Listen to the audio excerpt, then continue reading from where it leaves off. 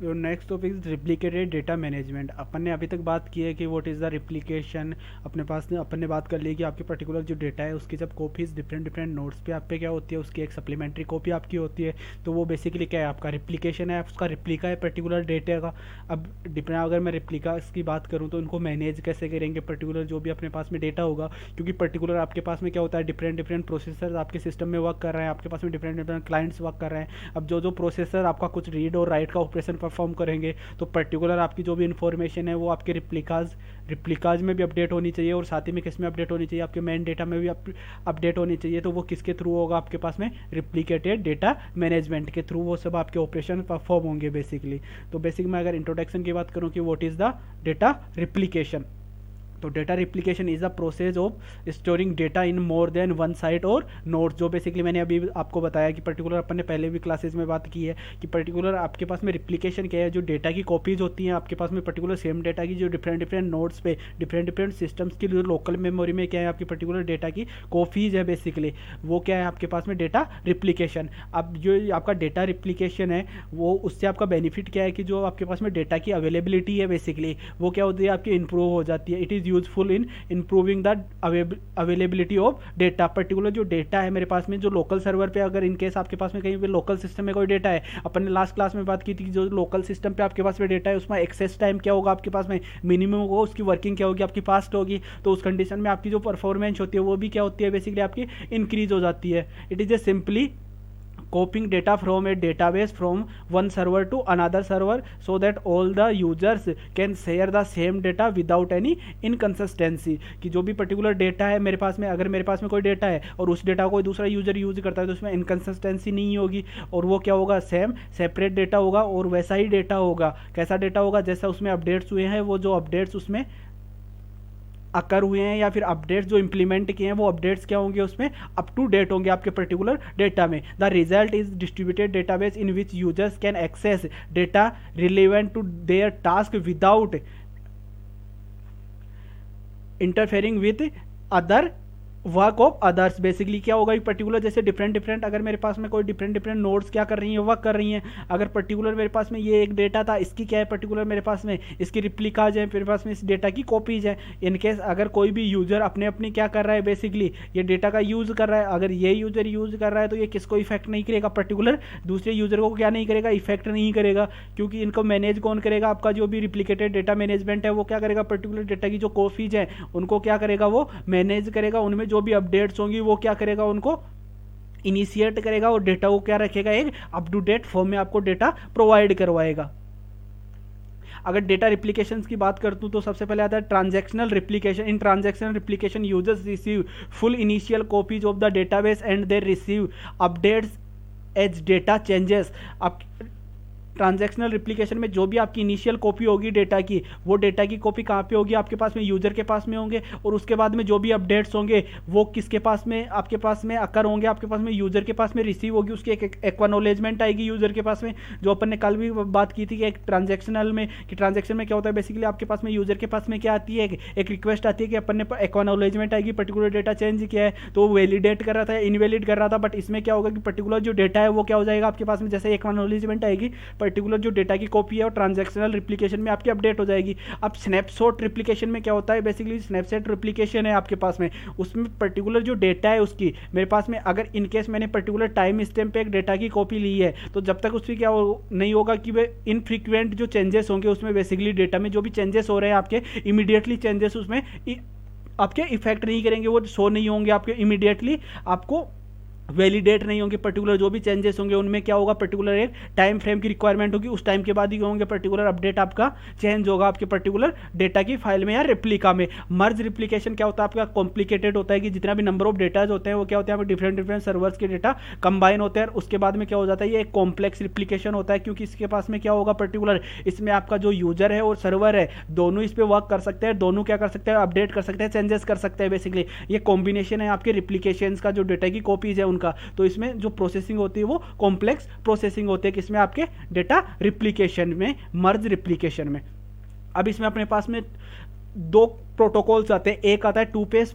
Commit protocol और एक आता है आपका 3 फेज कमिट प्रोटोकॉल। अपने 2 फेज कमिट प्रोटोकॉल की कल बात की थी, मैंने last classes 2 phase commit protocol की बात की थी कि बेसिकली क्या हो रहा था, उसमें एक रिक्वेस्ट परफॉर्म कर रहा था, उसके बाद में क्या करता है वो एक मैसेज सेंड करता था कि कैन कमिट, एक होता था आपका कोऑर्डिनेटर, एक होता था कि आपका पार्टिसिपेंट। ये तो किस में आएगा, सेम प्रोसेसर था, वो तो किस में आएगा आपके पास में जो प्रोसेस की अपन पहले बात कर सकें 2 कमिट में। अब 3 कमिट में क्या होगा कि जो पर्टिकुलर आपके नोड्स का जो स्टेटस होगा बेसिकली कि वो जो आपकी अनब्लॉकिंग की आपके ब्लॉकिंग का जो इश्यू आता था किसमें आपके 2 फेज में कि कुछ आपके यस बोलते थे, कुछ क्या बोलते थे आपके नो बोलते थे, तो बेसिकली वो क्या था आपका ब्लॉकिंग का इश्यू था। तो जो आपकी 3 फेज कमिट है उसमें पहले से क्या नोन होगा, आपके कोऑर्डिनेटर और पार्टिसिपेंट को स्टेटस नोन होगा, आपके पर्टिकुलर जो भी इंफॉर्मेशन आपकी शेयर हो रही है उसके साथ में क्या नोन होगा, आपको एक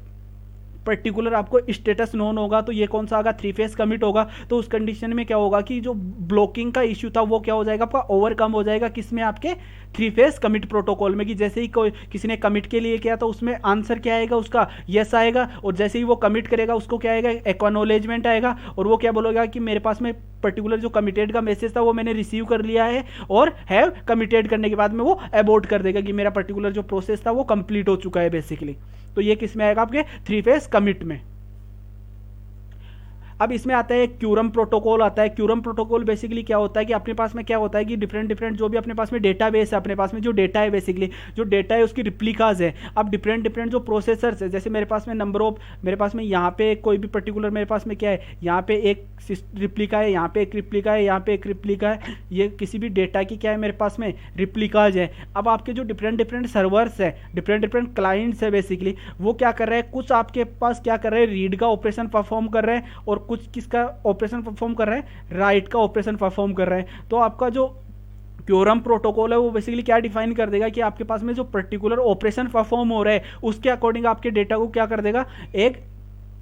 पर्टिकुलर फ्रेम में इस्टेब्लिश कर देगा कि आपके पास में, जैसे मेरे पास में पर्टिकुलर ये वाला जो सिस्टम्स है, मेरे पास में ये जो आपकी रिप्लिकाज है इस पे कौन सा ऑपरेशन परफॉर्म हो रहा है, मेरे पास में रीड का ऑपरेशन परफॉर्म हो रहा है, और जो मेरे पास में ये वाली है पर्टिकुलर मेरे पास में ये कोई भी मेरे पास में क्या है, जो भी मेरे पास में कॉपीज हैं रिप्लिकाज हैं उनके ऊपर राइट का ऑपरेशन परफॉर्म हो रहा है। तो उसके अकॉर्डिंग क्या होंगे आपके जो चेंजेस होंगे उसमें वो डिवाइड कर देगा, उसके अकॉर्डिंग क्या हो जाएंगे आपकी पर्टिकुलर जो चेंजेस होते हैं वो ईजी हो जाएंगे, और जो पर्टिकुलर आपका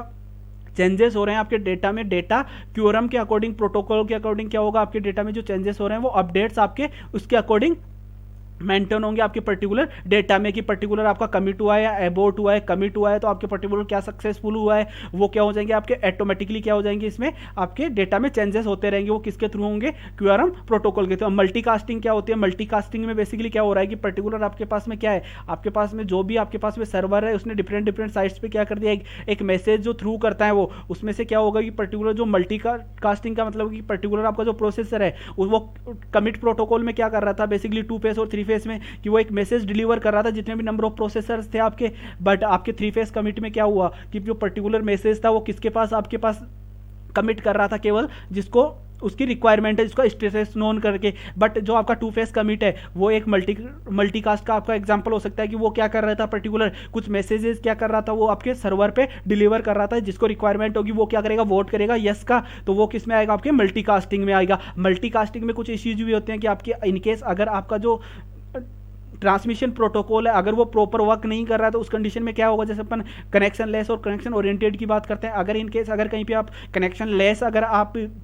प्रोटोकॉल यूज कर रहे हैं तो उस कंडीशन में आपके मैसेजेस क्या होंगे, जो आपके मल्टीकास्टिंग मैसेजेस हैं कुछ आपके मैसेजेस कहाँ पे डिलीवर नहीं होंगे, आपके पास में पर्टिकुलर जो नोड है उसके पास आपके डिलीवर नहीं होंगे। तो उस केस में वो आपके पास में क्या होगा, एक कनेक्शन लेस में जैसे आपके पास में वर्क करता था वैसे ही किसमें होगा, आपके पास में मल्टीकास्टिंग में। अब अपडेट प्रोपोगेशन की बात करते हैं तो अपने पास में जो भी अपने पास में जो डेटा में जो भी चेंजेस हो रहे हैं, जो भी रीड एंड राइट के ऑपरेशंस हो रहे हैं वो एक गोसिप प्रोटोकॉल के थ्रू की जो भी अपने पास में गोसिप हो रहा है। बेसिकली गोसिप्स क्या है, अपने पास कोई भी अगर मोर देन टू कैंडिडेट्स जब भी क्या करते हैं आपस में कम्युनिकेट करते हैं बेसिकली, तो वो क्या है, एक गोसिप है बेसिकली। उसको क्या नाम दिया, जो अपडेट प्रोपोगेशन होगा वो किस प्रोटोकॉल के थ्रू होगा, आपके गोसिप प्रोटोकॉल के थ्रू होगा। और इसमें गोसिप प्रोटोकॉल में बेसिकली क्या है कि आपके जो भी नंबर ऑफ अपडेट्स हो रहे हैं, आपके रीड और राइट के जो ऑपरेशन हो रहे हैं, वो आपके जो पर्टिकुलर डेटा है उसमें जो चेंजेस होंगे वो किसके अकॉर्डिंग होंगे, बेसिकली जो चेंजेस होंगे वो कैसे हो जाएंगे, जो भी इंफॉर्मेशन जो भी होगी वो पर्टिकुलरली आपके एपिडेमिक एल्गोरिदम के थ्रू क्या होंगे, उसमें चेंजेस होंगे। एपिडेमिक एल्गोरिदम आपको क्या डिफाइन करती है कि आपके जो भी चेंजेस हो रहे हैं पर्टिकुलर जिस भी नोड पे जो भी रीड एंड राइट का ऑपरेशन हुआ है वो पर्टिकुलर क्या होगा, उसी इमीडिएट टाइम में क्या हो जाएगा, आपका अपडेट हो जाएगा। तो ये गॉसिप प्रोटोकॉल के थ्रू कौन से एल्गोरिदम के थ्रू आपके चेंज होंगे, एपिडेमिक एल्गोरिदम्स के थ्रू आपके क्या होंगे, पर्टिकुलर जितने भी चेंजेस होंगे वो क्या हो जाएंगे, आपके पर्टिकुलर यूजर्स को भी नोन होंगे कि पर्टिकुलर नोड पे क्या चेंजेस हुआ है, और वो क्या कर देगा, किसको रिप्लाई करेगा, उसके जो भी नेबर्स होंगे उनको वो अपडेट करते रहेंगे। कि गॉसिप में क्या होता है, पर्टिकुलर किसी के पास कोई भी इंफॉर्मेशन आती है तो वो क्या करते हैं, शेयर करते रहते हैं। तो उसके अकॉर्डिंग ही क्या अपडेट प्रोपोगेशन में आपका जो डेटा है वो भी क्या हो जाएगा, स्प्रेड होकर आपके डिफरेंट जैसे वो स्प्रेड इन्फॉर्मेशन क्या होगी, आपके पर्टिकुलर नोड पर आपकी सर्कुलेट होगी। उसके बाद में क्या हो जाएगा, आपकी पर्टिकुलर इन्फॉर्मेशन में जो भी अप टू डेट डेटा है आपके पास में वो अपडेट हो जाएगा आपकी पर्टिकुलर फाइल में, आपके रिप्लीकेशन में।